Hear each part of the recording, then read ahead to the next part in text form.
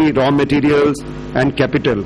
And it says of which perhaps first is the most important, that is technology, since the creation and adoption of new scientific techniques can in fact make up for a deficiency in natural resources and reduce the demands on capital. So it also calls for fostering, promoting and sustaining by all appropriate means the cultivation of science and scientific research to secure for the people of the country all the benefits that can accrue from the acquisition and application of scientific knowledge. So this itself speaks of, how the various policies have embraced technology in the central focus, and the need and the justification which Mr. Ravikant was also mentioning for the society, how it can benefit to the society. Ultimately, science and technology both have to be society or cultural driven. Otherwise, it doesn't make any purpose. It has to be context specific. So that's what the various policies emphasize upon. Now, if I touch upon, I will not give you a full narration of all the policies. In fact, that is not the purpose here. But to highlight again the 1983 technology policy statements call for the development of indigenous technology and efficient absorption and adoption of imported technology appropriate to national priorities. So this again reiterates, to our commitment to become self-reliance and reduce the dependence on imports. Same is the case with Science and Technology Policy 2003. In fact, it goes further ahead and talks of, creating some kind of a mechanism called technology transfer organizations to facilitate the technology being developed in the public research domain for the industry. So that is, and also streamlining the intellectual property rights system.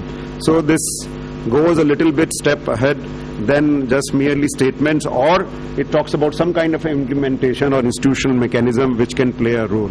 And also it talks about harnessing the international science and technology cooperation towards developing new technologies for the national development, including the security. So that is how it calls about harnessing the international cooperations as well. While the STI policy 2013 takes some kind of an overarching role by combining even the innovation. So when we say innovation, it transcends the results of the science and technology into commercial products and processes, so that the process become a continuum, and we see the fruits of science and technology in the society. So that's what the Science, Technology and Policy 2013 have a very people-centric approach when it talks about the effect of or the impact of science and technology. And in fact, it has defined Srishti science research innovation system for high technology-led path for India as a goal. So all these policy milieux itself speaks of the technology and the technology's transfer. But we have seen as a consequence there has been on all the policy, there is rise in the number of institutions and laboratories, particularly in the public research sector or public research organization carrying out advanced research in various fields of science and technology, be it defense, space, agriculture or energy. Coupled with, we have seen also the rise of educational institutions or universities. In fact, if we look at the last decade, it has often been contended that knowledge-intensive sectors such as have been driving India's growth, be it ICT, BT or pharmaceuticals, among many other skill sectors. Of course, needless to say that automobiles is also another sector in a league, and the role of technology and the high-end human capital cannot be overemphasized in these, So the question now comes is that we have evolved, and a lot of host organizations have also come up in the various public research domain for taking the issue of transfer of technologies, say in DRDO or like you have Antrix of ISRO CTech for DRDO, you have technology licensing cells. But the private participation, despite this, private participation in R&D and innovation has not matched with the government share, and is in contrast with the emerging economies such as China or Korea. So this calls for looking, at what could be the reasons why this is not happening, despite providing an appropriate policy framework and also looking at the technology transfer. But still, we see that the private sector participation in research, development or innovation or technology development has not picked up. So could it be that the issues of technology transfer and commercialization are not paid attention to the extent that the interface has remained very weak, with the industry? So this is what is the contention amongst the policymakers and the scholars, that still we feel that the interface between the public research organization and the industry has remained sub-optimum. So this could be one of the prime reason, and hence we see that's why we are here, and that is why the topics become so dear and important. And if we have to see that the science and technology makes an impact for the Make in India program, so obviously we have to address and channelize this issue of technology transfer and commercialization.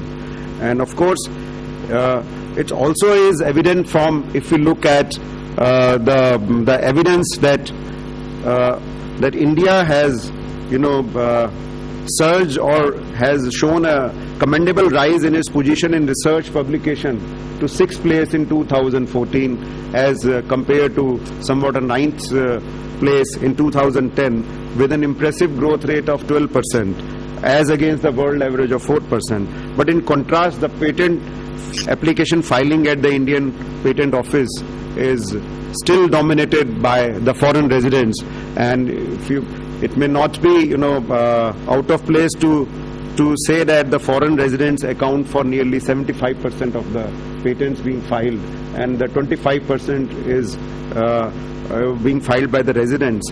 And equally important here would be to highlight how the other emerging economies, where their share is more than, even if you see China or the other countries, their share is, or Japan or even the Korea, the share is more than 70 to 80% from the residents.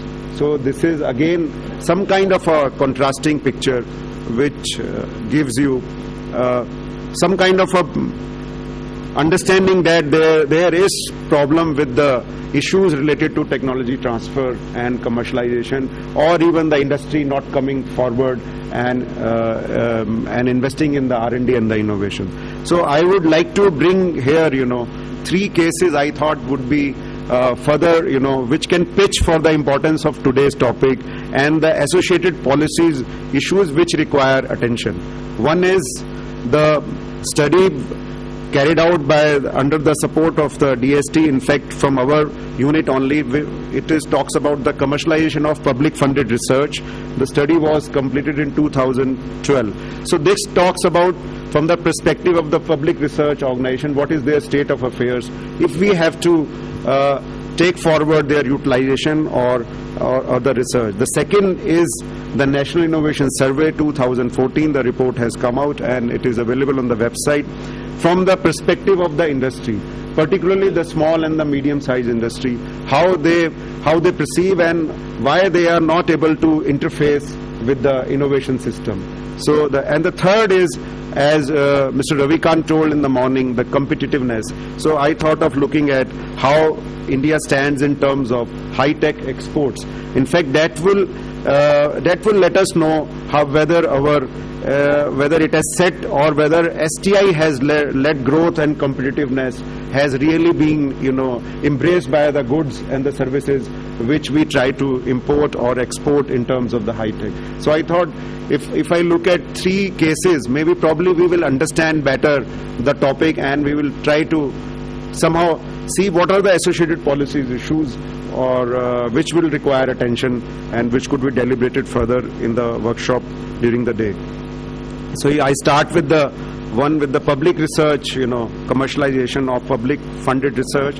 In fact, this study was done in 2012, and the background is primarily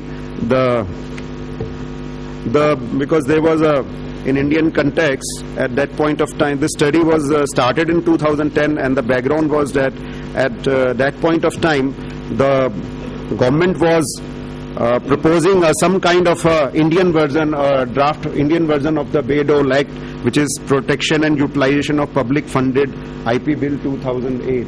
So that was the context, and we were just thinking that whether our scenario is as same as the US one, or whether it is the right time to do it, and what is our requirement, whether it suits into our context, and what is the state of affairs of our public research organization. So just merely thinking that if we streamline on the lines of the US, our IPR system, and that should stimulate the public research utilization or its commercialization, was highly utopian. So that was the trigger that we thought that let us go and see what is happening on the ground, and that was the intention. And the basic objective was whether there are issues of policy concern which could be captured by looking at the public research, funded patents and their commercialization. So this study was based on the case study. In fact, 6 institutions were, 6 institutions and 4 successful technology transfer cases were studied. The 6 institutions were primarily IIT and Indian Institute of Science. They both are the top-end institutions in terms of higher education and research. The 2 universities, namely the University of Hyderabad and JNU, and there's another 2 organizations from the CSIR, CLRI and CFTRI. So we thought that this gives you an ample mix of the kind of public research organization which are available and doing a variety of research, and so we should get enough enough insight into the process of generation of generation and utilization of public funded research, and its commercialization. So we thought that would be wise enough to go for this, and we found that IIT and ISC have a very well-defined structure of interfacing their research with the industry or interaction with the industry, while we found that universities have not adhered to, or they don't have any well-managed and formal mechanism to particularly interact with the industry. And while the CLRI and the CFTRI have also the well-established mechanisms of interfacing with the industry. That was in terms of the mechanisms. But if you look into their other kind of how they have channelized, so the idea is another question which was bothering was their patents in terms of IITs and ISC. They both had the equal number of, say, around 250 patents in last 10 decades. So the question then remained, if you have able to bring out 250 patents in the last 10 years, how about their commercialization or licensing? So it was the licensing was the very worrisome factor. And in fact, in another laboratory, in another study, we found that NCL, having accumulated around 500 patents, hardly 11 got licensed. So this was a state of affairs, even if we have the patents, but then licensing is an issue, or hardly a very minuscule of them getting really translated or taken up by the industry. And we're not surprised at the IITs and ISC, performances. Of course, they stand out, and we found that, in fact, the ISC and ISC were standing out in terms of number of patents as well as the licenses, and we could see that they have even gone ahead. They have many channels of interaction from the regular IP route. They were, especially ISC, were interacting in many ways in terms of consultancy projects, in terms of participation in their consortia, or through technology business incubators, or even inviting industry to set up, their kind of, centers in the institution. So that was very much highly appreciable and unique of the ISC, which others are yet to, kind of a frame or adapt, So, but the interesting thing is that we found that both IITs and ISC, despite having the established mechanism, had also gone ahead and to have some kind of a alliance with the private firm to manage their IP portfolio. So in fact, that is where, so they could even use these kind of channels to appropriate their research results and their commercialization efforts.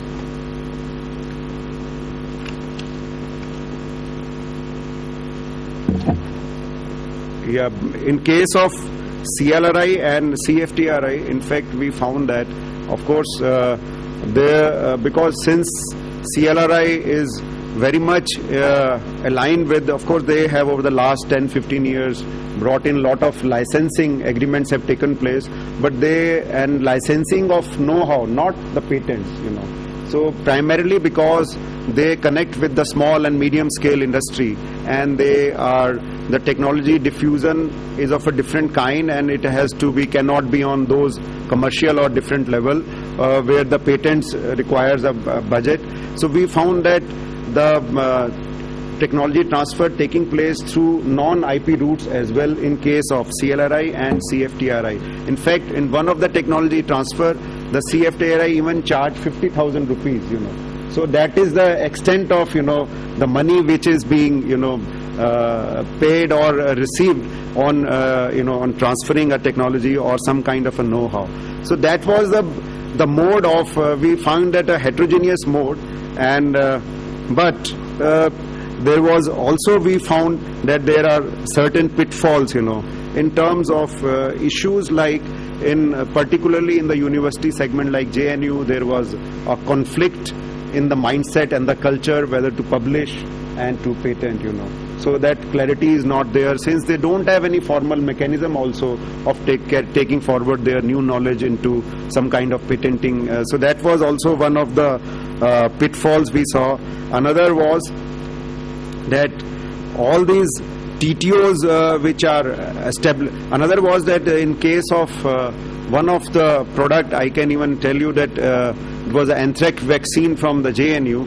So when they transferred it to a particular company or industry, so there was a great variation in terms of the proof of a concept, what visualized by the scientists in the lab and what is expected by the company in their laboratory. So that proof of concept was not acceptable, and it has to undergo several more rounds of R&D and new knowledge generation in that respect. So there was some kind of a mismatch between. So this also brings out that scientists mainly work in the lab, and the industry expectations are of a different kind, so that they are able to upscale that technology. Probably there was some kind of a mismatch happening. As a result, these prototypes and a scale up from commercial scale upgradation, require a different setting and understanding. So these were the kind of things happening, and we have seen the TTOs, technology transfer offices mainly are performing some kind of a function which to patent their the scientific technology, rather than establishing a strong kind of a linkage between scientists and the industry. So when we say technology transfer, it has to be the technology from one setting to the another settings, it goes. So it has to be some kind of a seamless kind of a transfer, which TTOs are not able to even channelize, and many of the time the TTOs himself is headed by a scientist, rather than a professional manager. So these were the kind of startling findings I thought I should bring to your notice, and these also are the issues, which would be, I think, which would be hearing from the different case studies, and which are important to be streamlined while taking forward. While in the case of a second case, like a National Innovation Survey, we found that, of course, the first reports, first of its kind benchmark, just two more minutes. The National Innovation Report, first of its kind, brought out in 2014 by the department, benchmarks innovation potentiality of Indian firms, in fact largely micro, small and medium enterprises in the developing context. So it is based on a sample survey of 9,001 firms out of a target population of around 2 lakh firms. So that makes it so comprehensive and interesting at the same time. So we found that there are large, the innovative firms out of 9,000 are 35% only. But then the large innovative firms, are small in size, and they are acquiring, or doing innovation through the acquisition of machines, and striving for quality standards and cost reduction. So these were the paradigm of innovating activities, but we found that they are a large number of them do not do R&D, and 63% of them are not doing R&D, but yet they are innovative. And we find that most of these firms do not have a strength or a qualified S&T manpower, employed with them. So their innovations are mostly new to the firm or incremental in nature. So basically they are diffusing the existing technology in their framework or in their own territory. So in a nutshell, I would say that the accessing of institutional facilities for technology support to innovation, like for finance or even the training program for human resources development, was very low or very rare, indicative of some kind of a disconnect between the innovation infrastructure and the production system. So this again talks about for human resource training, for even small testing and this thing, or for even sources of finance, or even for the R&D or networking. So the firms, from the firm perspective, they are not aligning with the